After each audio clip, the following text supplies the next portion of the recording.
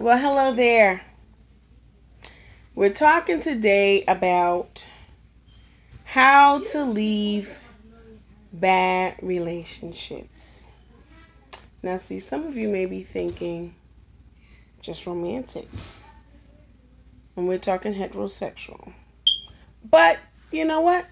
Let's not limit it because if you're in a homosexual relationship, that's a bad relationship. So we can talk about that too. How to leave that type of a relationship too. We'll kind of broaden it. We can talk about how to leave any kind of relationships. There are all types of relationships, you know. There are pet owner relationships.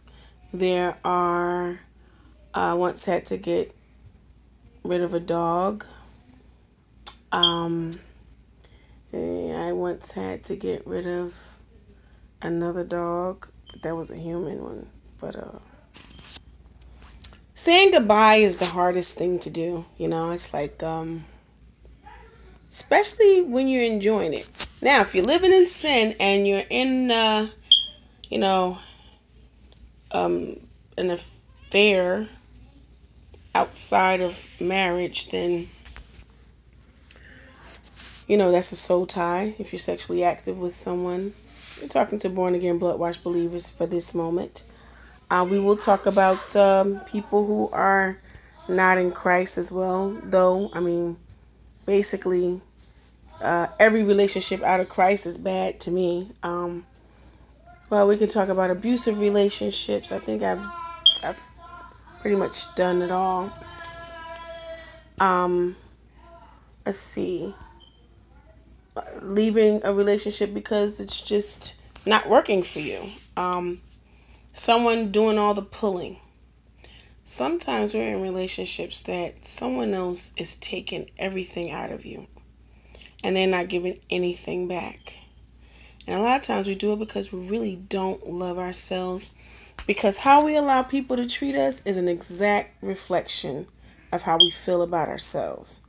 Now, a lot of people don't want to pay attention to that. But in my book, I talk about that a lot. I talk about that the love inside yourself is the one that you meet first before you meet the love outside of yourself. Because the love that comes to you is an exact replica of either something you are not doing or something you are doing repetitiously. So let's just talk about it. Let's get right into it. So how do you begin like having a relationship with yourself?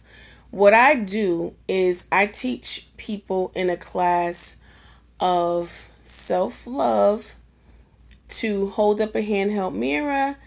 Hi, how you doing? Good to see you. Hold up a handheld mirror and put it in your face like this. Get up in your face because we're so keen on getting up in our lovers' faces. We get up in our children's faces. We get up in, our friends' faces, and we talk and we look at them and we try to assess who they are and what's going on. But the problem is we don't get up in our own faces and we don't know the power behind these eyes. I mean, the eyes are the windows to your soul. So if, I have a poem entitled In My Face. So if you're not in your own face, you have no right. You have no legal right to get into someone else's face. Because if you're not getting to know who you are and you're not loving you, how are you supposed to love the next person? The Bible clearly says, love your neighbors as you love yourself. Now, if you don't love yourself, I don't want that love. Don't love me as you love yourself. The Bible is referring to that love that God gave, that God-given love. That love that says that even though you hurt me, I can still love you. I may not be able to be in your accompaniment, but I'm not going to hurt you back because you hurt me. Sometimes we stay in relationships because we want to reciprocate what was done to us. For some reason, especially women, we have that thing, I gotta fix this. I want to I want to feel balanced. Sometimes we don't leave relationships because we want to feel balanced. Be it, say, two girlfriends that are just girlfriends. I'm not talking about same-sex romantic relationships. I don't do that. I don't believe in that. But let's go to that. Let's go back there.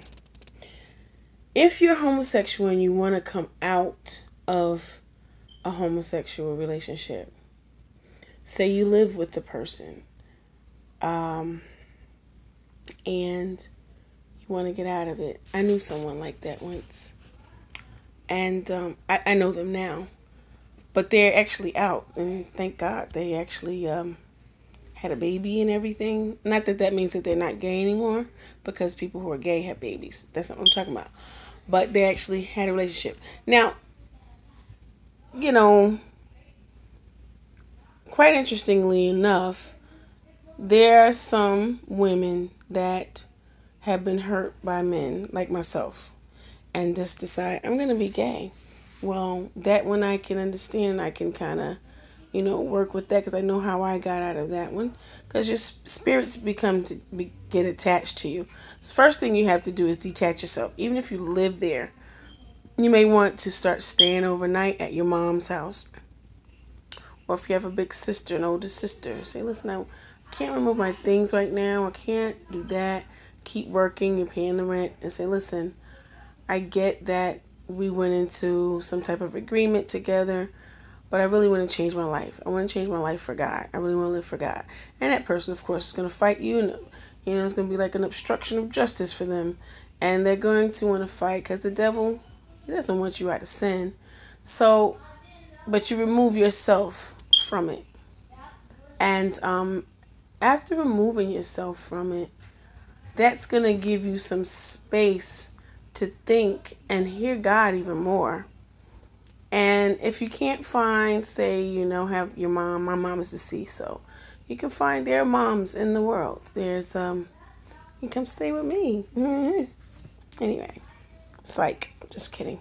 So, anyway, but there's a mother in a church somewhere where you are, and you tell them what's going on, and you say, listen, I just need to separate myself. And you keep paying the rent where that person is and say, listen, after this year is up, and you talk to that person so that where you're staying, they're not going to be asking or requiring anything of you because you're trying to get out of there. And make sure you're paying that portion of rent that you promised to pay. Try to get out of the lease. Try to find out if that person could actually have someone else move in and help them with that share of the rent. Or if that's too hard, because you might feel like, oh, I don't want someone else with that person, be it a guy or girl, then you can just say, I will send the rent for such and such and such an amount of time. I'll give you, till this lease is up, and then I am out of here. You may not be able to pick up your things right away. You might need to just go. Flee the scene. Do what Joseph did. Friendships. I had a friendship, platonic girlfriend. And the friendship was based on me. I mean, there was a time in my life where I was quite needy. And that's what our friendship was really based on. This person felt empowered.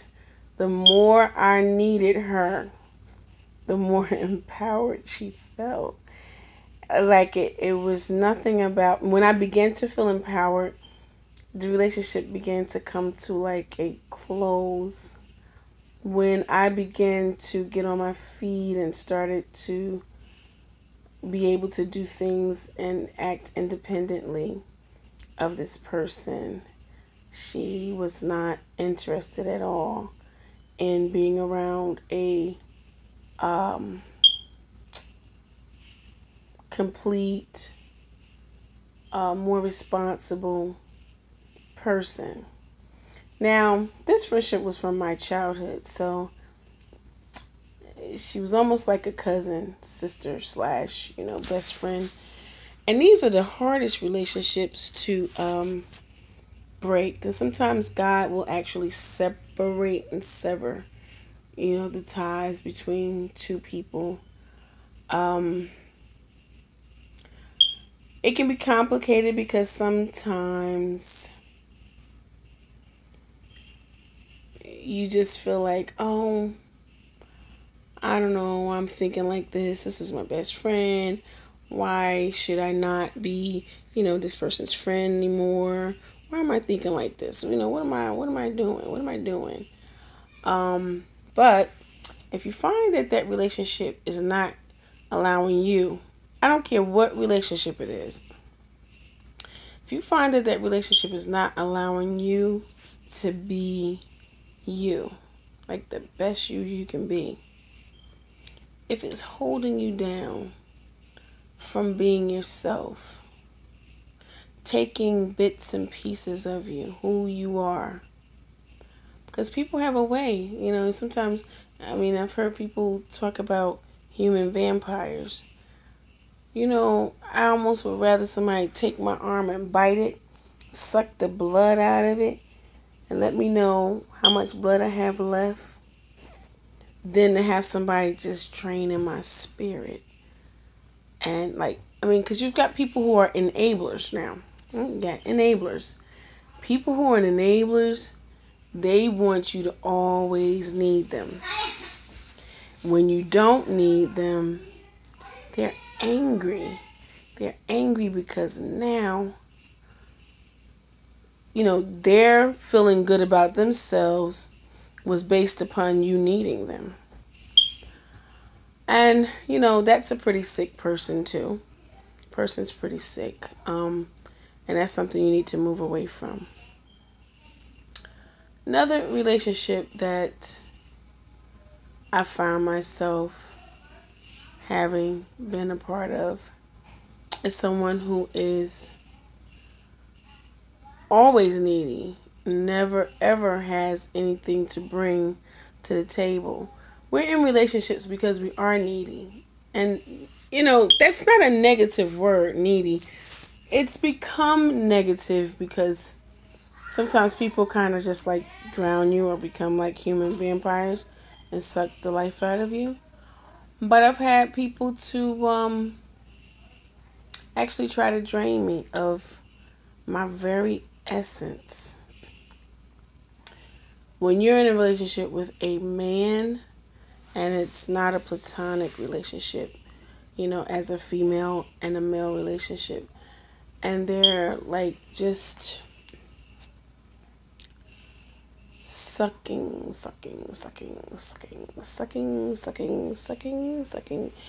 and then you're like, when they're not giving anything back, okay, somehow somebody was giving something somewhere, because you wouldn't have even gotten to the relationship. But after a while, they just stopped giving. For whatever reason, they stopped. That's time to get out of that relationship. Don't stay there, my friend, because it's going to destroy you. You'll never be who God made you to be. When you're children, the children relationships, you've got to make sure that you make your children bring a part of that relationship. As they grow, they need to know that they need to contribute. Right now, I have my daughter. My daughter's in college. She's living at home. And I make sure she has everything. Is it a struggle? I work my behind off. While I'm working, she babysits her sisters. That's a fair trade-off. In fact, is it even fair? Because, I can't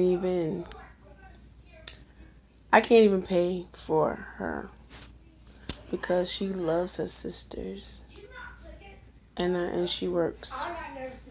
She works with sisters. There's certain things I want her to do that she doesn't do, but she makes sure that they're clean, taken care of.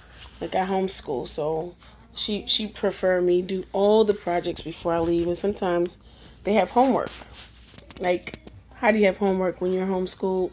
Well, it's after I've taught a lesson, and then they do the work with me and I show them how to do it.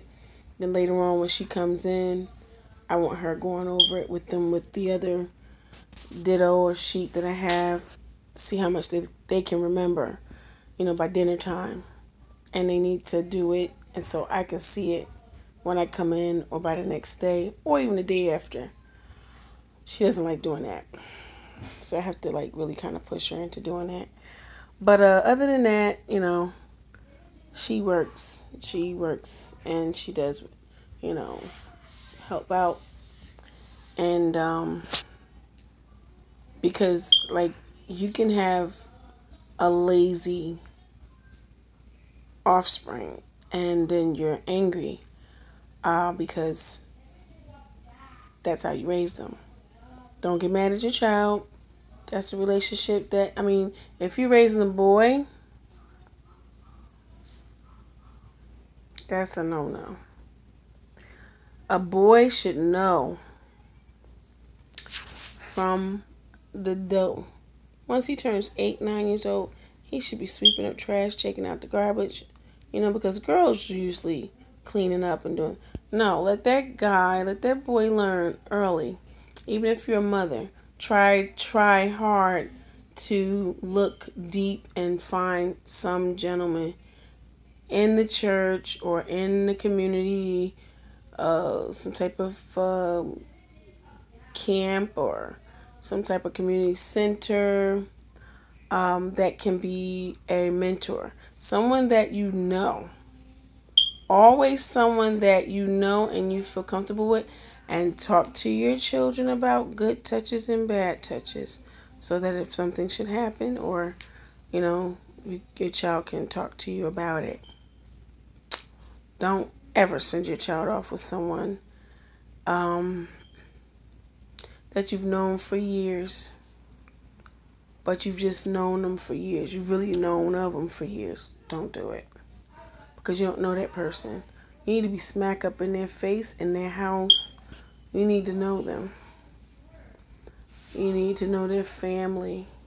You need to know where they come from. What they're like around their family.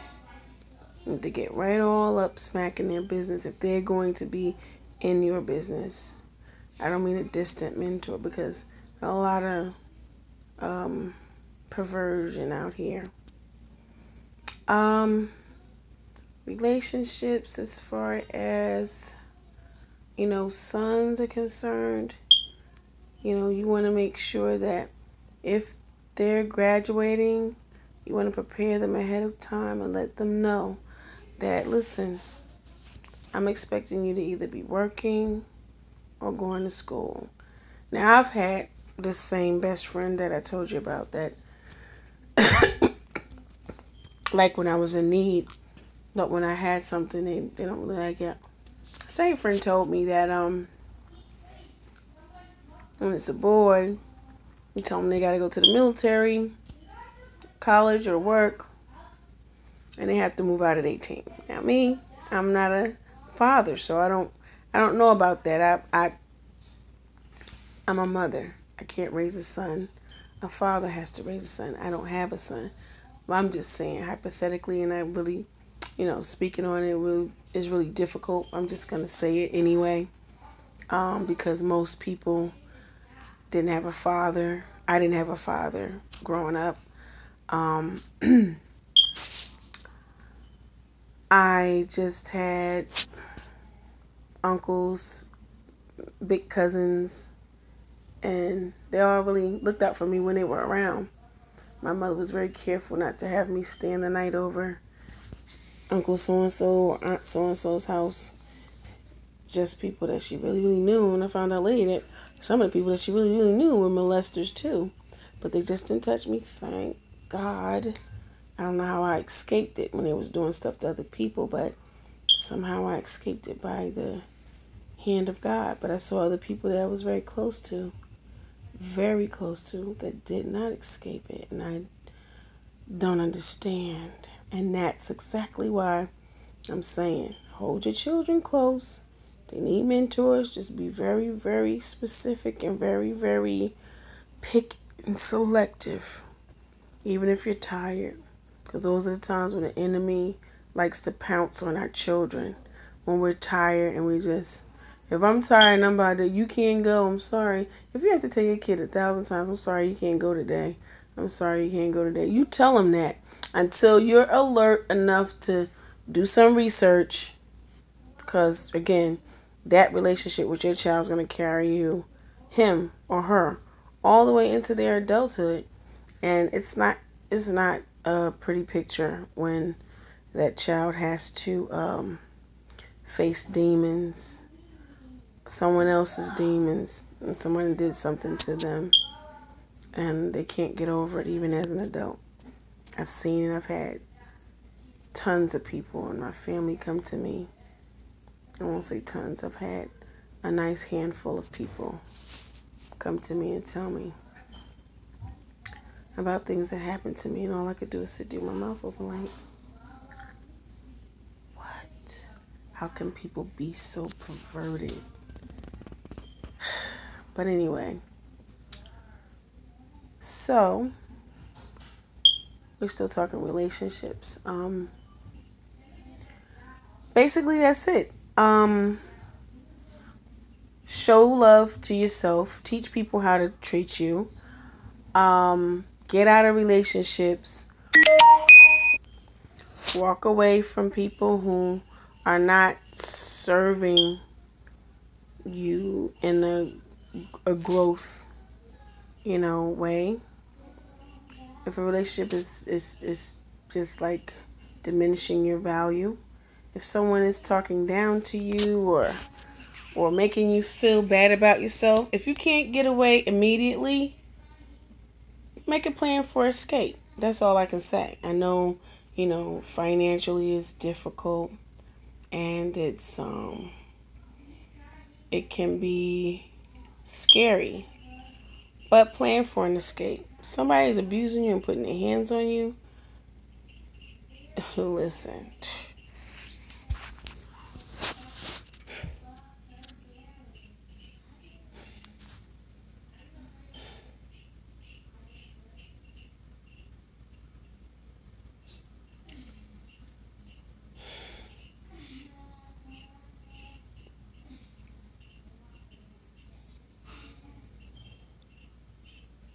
You get the heck up out of there immediately. You send for your things or don't. You do not stay in an abusive relationship. This has been Kimberly, Poetic Prophetess. Love yourself. And the one who taught me how to love myself is Jesus. He did. That's why I love him. Because I can actually look in the mirror and say, I like that girl. Not just, trying to perpetrate the fraud. I mean, you start out like that, looking in that mirror, talking to yourself every day. You don't feel it. But you pick up, I don't know what's happening, but anyway, pick up that mirror and you tell yourself, I love you. I like you. Tell yourself what you like about yourself. First thing I started with was my eyes. I love your eyes. I love your nose. Your nose is my nose. And I love your lips. And I just went on and on. Okay, I love your ears. I mean, just start out with little simple, stupid stuff that you think is stupid.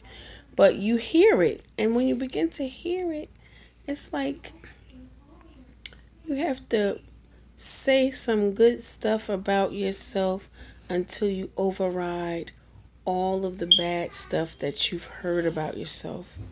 Because it's like some people have parents or have had parents that told them some bad stuff about themselves. Okay? And I'm telling you, I've been in some relationships in my life that almost drowned out my mother's voice. And when that happened, I knew it was time to go. My mother, there's this thing my mother would always do. My mother would come into a room and I would feel like, I got dressed, but I'm, as hard as I work, I still don't look, like I want to look. And she would walk in that room and she would say, "Oh, how pretty you are." And that voice, I would hear my mother's voice over anything because she spent a lifetime doing it to me. It's just this. I mean, and she would tell me, "Pretty is that pretty does." And there were times when she would tell me, "You're acting ugly," and I would say, "But mommy, you said I'm pretty." And she would say to me, "Yes, you are pretty. Your face is pretty." She said, "But you're acting very ugly. And if you're acting ugly, then you're ugly on the outside too." And then, she would let you know who you were, what you were, and she spoke into my life. She spoke to me and always told me to hold my head up high. She told me, "Don't put your head down." She said, "You hold your head up." And she taught what she knew to teach me. She said, "Be proud. You have nothing to be." And, in the body of Christ, we teach have integrity and, be courageous in God and have faith and be confident in God. Because pride is the beginning of a fall. But now my mother, not being saved, not knowing Christ, all she knew is to say, "Listen, don't you hold your head down, you look up, and you feel good about yourself." My mother did a series of things with me that, helped me a lot with my relationship, with myself. At least how I portrayed myself. Because a lot of the stuff that, I did was basically just exterior until Christ, got to me. And a lot of people thought I was just conceited. And maybe it was conceit. It really wasn't conceit because I didn't really feel that great about myself. It's just that my mother told me. So if she said it, okay, it must be true, But you just basically at that time living off of what someone said.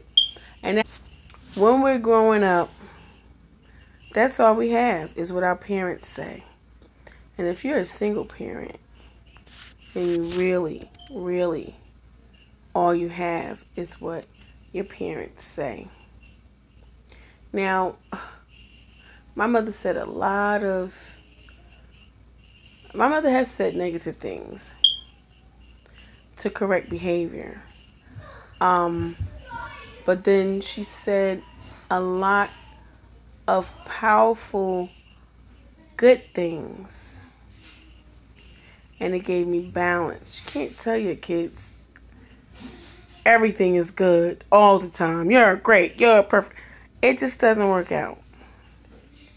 You got to tell them sometimes that was bad, baby. That wasn't good. And then there are other times when you have to just... So, basically, you have to correct. And my mother corrected me. It gave me a sense of balance. Now, back to relationship with friends. I'm not a guy, so I don't know how, guys are. I know a little bit about how guys can interact, but I'm just going to talk about what I know. So, as far as, I have male friends. And the wonderful thing, I always tell my daughter, have a lot of male friends if you can. Platonic male friends. Friends that, if they like you, they like you. But, just try to have a lot of male friends. Because men are so much less dramatic. As long as they're not gay. Trying to be a girl. Real guys, though, real men, they're not drama queens. I'm a drama queen. Me and another drama queen, we don't do well together. Because it's like my drama, your drama. It's just like, give me a break. Like my friends that I do have, that are friends, they've got their own drama. And we keep, ourselves separated from each other for some length of time. And these are good friends of mine. And that's why they're good friends of mine, because I see them maybe. I haven't seen one of my good friends in a good year. But we've talked here and there, and we've texted each other just to find out if we're okay. And if they have something, I'll go and be a part. She'll come and be a part. But basically, me and girls, we won't be mixing like that, because the cat stuff. You just gotta know yourself. If you got a girlfriend that you mix with, go on, do your thing. But I'm gonna tell you right now, girls are catty. If you got a man, they will try to take him. And if they don't try to take him, like, obviously they will pretend like, I don't know what happened. We just ended up kissing. Keep that other female away from your man. Keep that other female away from your man. Don't have any women around your man. Anyway, back to leaving relationships. So I talked about things other than leaving relationships. Let me come out of here. I'm going to have to start another one because I got a lot to talk about.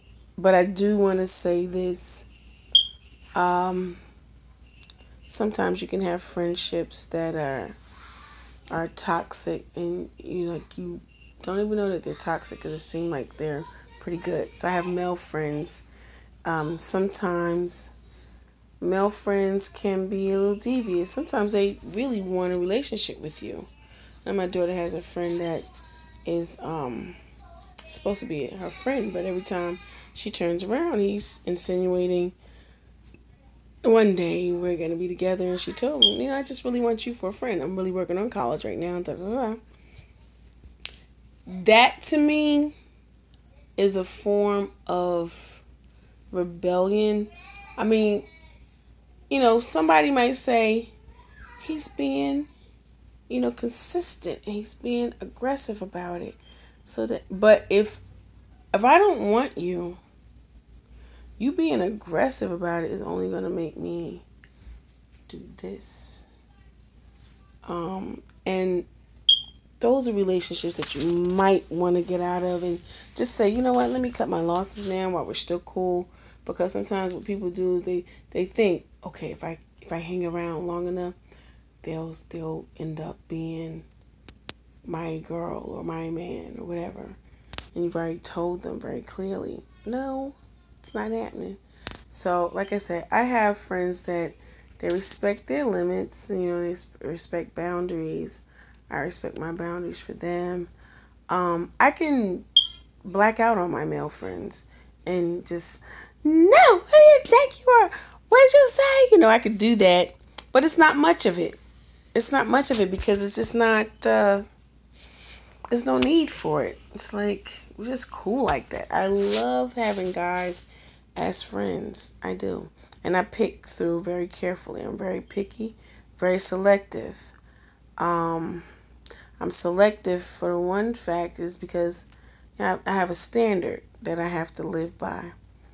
And a lot of guys, again, like I said, like this situation with my daughter, they think that they're going to go somewhere with you.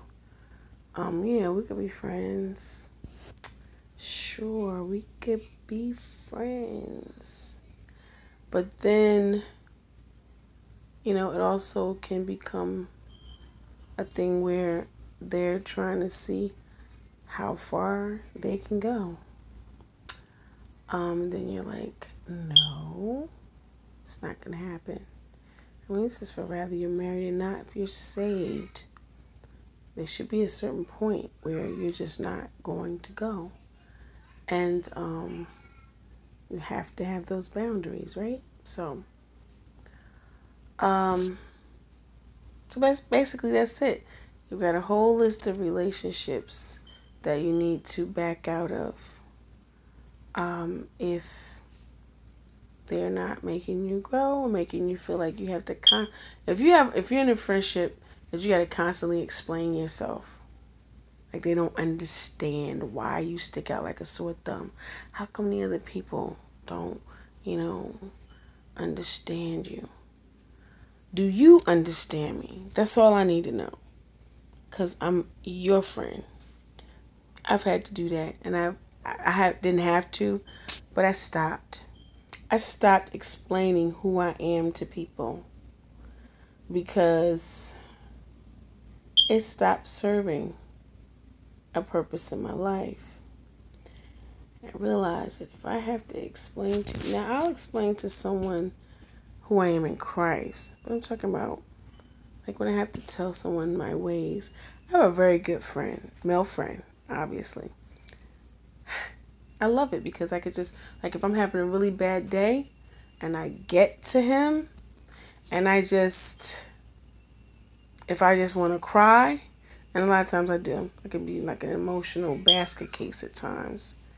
And I need friends that know me, just like know me. So when I come, I don't have to go, well, I know you never seen me cry like this before, but I hope that you understand that I'm crying because I don't have to explain this to this dude. This dude's been knowing me for over 30 years. I can just get in this because he loves the Lord. This man is saved. Holy Ghost filled, fire by time. I love the Lord. Now, I can just skid around and just go, as soon as I see him, I'm like, uh-oh, what's wrong? I just be like, all right. We just sit there. It's like, and then, like, I don't want to talk about it. And be like, wait, I'm like, okay. 5, 4, 3, 2. You know what happened? He know I'm about to tell him everything that happened. So it's like, I'm not going to ask her because she's going to tell me anyway. And I can talk his head off. And then once I'm finished talking, I was like, I talked your head off, didn't I? I'm talking about after 30 years of friendship, you're like, no, you didn't talk my head off. Nope. I'm like, you got something to say? He's like, you know I got something to say. Then he'll tell me what he was thinking about, what it was. Those kind of friendships, you don't let go of. Those kind of friendships you hold on for dear life. I only really have one friend like that. Yeah, I only got one friend like that I can talk to. And I have another friend. I can talk to him, when I can catch him. I can talk to him about anything. But it's, sometimes friendships get kind of strained. That's another type of relationship. When someone's done so much for you and you thought you reciprocated, but they didn't feel like you reciprocated. They felt like you might have taken advantage. That's another friendship I have. And it's a male. And, like right now, I'm in a position where I'm not even sure how to repair that friendship.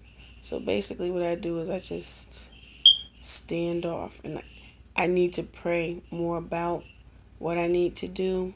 I think I pretty much know what to do. It's just a matter of doing something, which I invested in, I financially invested in doing something, but I didn't do it for the right cause or in the right area of his life.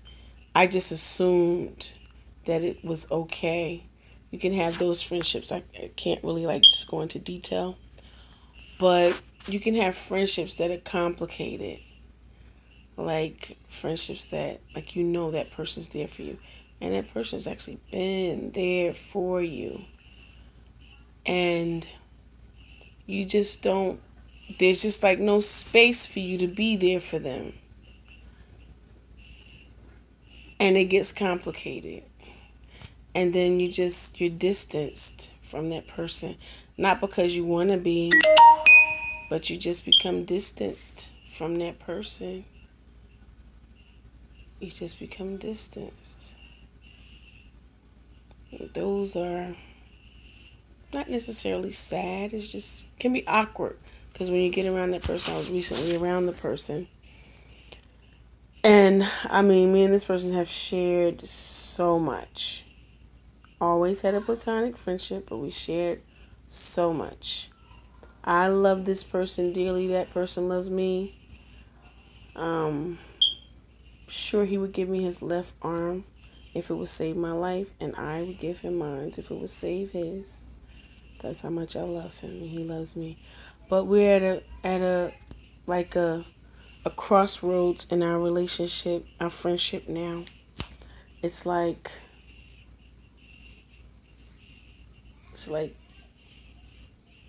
it's I can't even explain it. It's not like don't come too close. It's like how do I interact with you now at this stage of our relationship? Because there's uncertainties, and to talk about it, like even talking about it is awkward. I don't even get the answers that I need because he probably actually feels like I should know, which I thought I knew, and I responded the way I thought I should have. But then he's just sitting there waiting like you didn't respond the way you should have. And you know what? I'm not going to tell you because you're a grown woman. You should know how you're supposed to respond. And that's where I'm at right now. So hopefully, I don't think I'll ever be able to fix it thoroughly. I don't think it'll ever be um, full circle ever again. I think I kind of messed up in that area.